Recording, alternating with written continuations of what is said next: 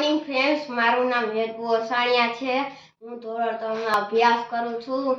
મારી સ્કૂલનું નામ અક્ષર સ્કૂલ છે। જો હવે ઉનાળો આવે છે તો એના વિશે હું થોડીક માહિતી કહીશ।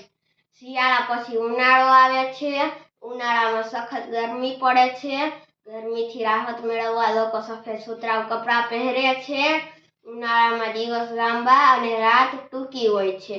ઉનાળાનો બપોર ઘણો આકરો હોય છે। રસ્તા પર લોકોની અવર જવર ઓછી થઈ જાય છે।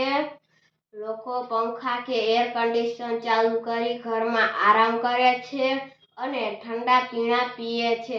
પક્ષીઓ માળામાં ભરાઈ રહે છે।